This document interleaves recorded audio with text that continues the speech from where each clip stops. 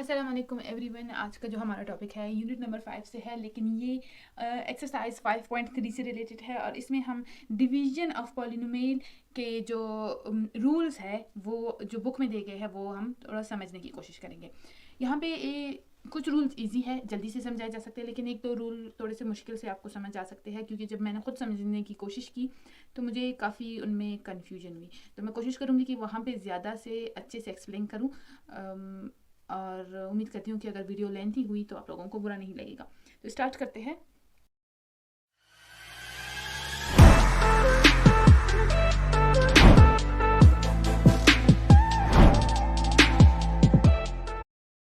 सबसे पहले जो हमारा रूल है हमारे पास वो है first arrange the divisor and डिवाइडेंट in descending order.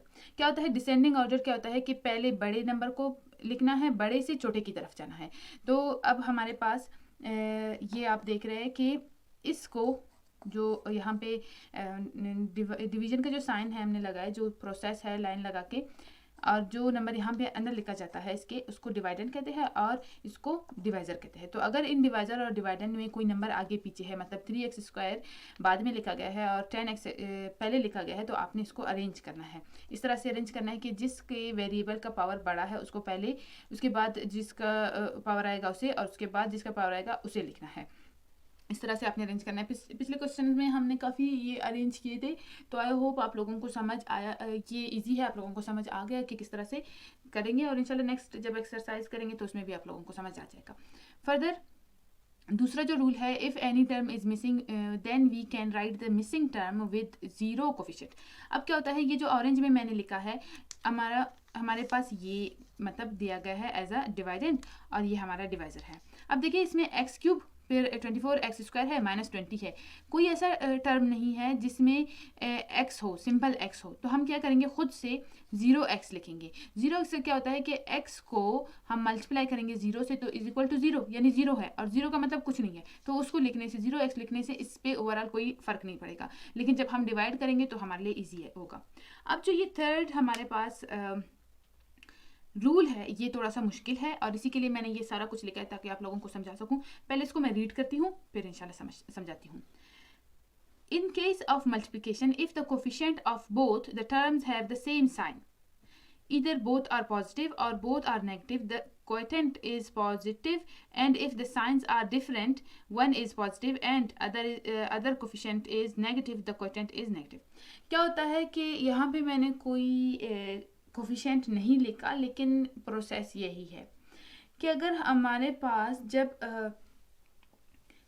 Multiplication case आता है तो हम अब दो हमारे पास टर्म्स है, दो टर्म्स मतलब x प्लस x², ये हमारे पास दो अलग टर्म्स हैं, और वो कहते हैं कि दोनों के अगर साइन पॉजिटिव हो, जैसे x भी पॉजिटिव ये भी पॉजिटिव, या दोनों के साइन नेगेटिव हो, तो आपका जो क्वोटिएंट है, क्वोटिएंट किसको कहते हैं, ये जो यहाँ पे लिखा जाता है, हम जिस नंबर को हम सपोज करके उससे मल्टीप्लाई करते हैं अपने डिवाइजर को, उसको क्वोटिएंट कहते हैं।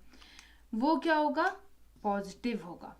लेकिन अगर केस ऐसा होता है कि इन दोनों में से एक नंबर जो है नेगेटिव है, एक और एक पॉजिटिव है, एक कोफिशिएंट नेगेटिव है, एक पॉजिटिव है, तो जो क्वोटिएंट है वो क्या होगा, नेगेटिव होगा।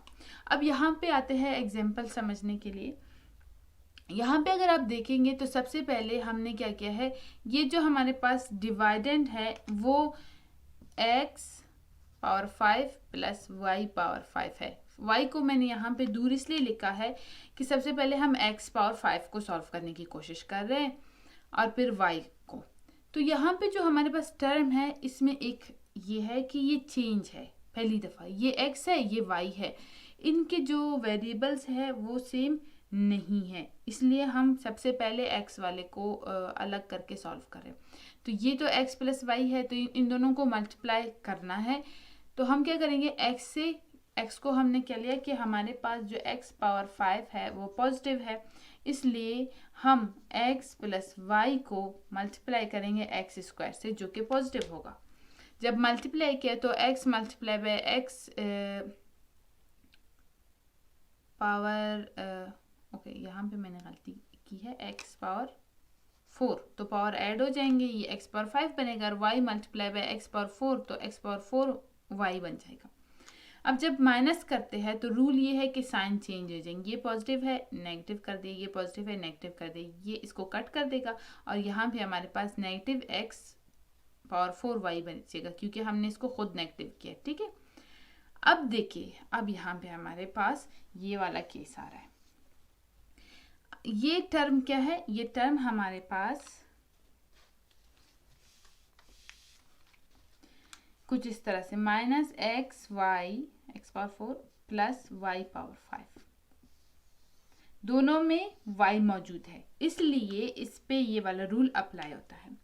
क्या कहा कि एक माइनस और एक प्लस हुआ तो आपका जो कोटेंट है वो नेगेटिव होगा, तो हमने भी किया। ये देखिए नेगेटिव x पावर 3y, जब हमने मल्टीप्लाई किया इसको इसके साथ तो हमारे पास कुछ इस तरह के रकम आए, माइनस x पावर 4y आ गया और x क्यूब y स्क्वायर आ गया।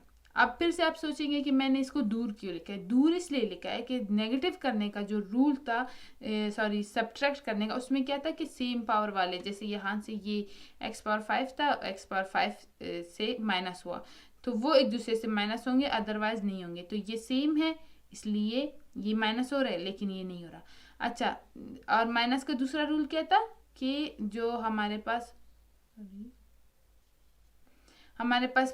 साइंस है वो क्या हो जाएंगे, चेंज हो जाएंगे। ये एक दूसरे को कट कर दिया क्योंकि ये माइनस पॉजिटिव में चेंज हो गया और ये जो माइनस है ये पॉजिटिव में चेंज होके नीचे आ गए यहाँ पे। सेम इसी तरह से अब क्या है दूसरा हमारे पास कि अगर दोनों का पावर प्लस हो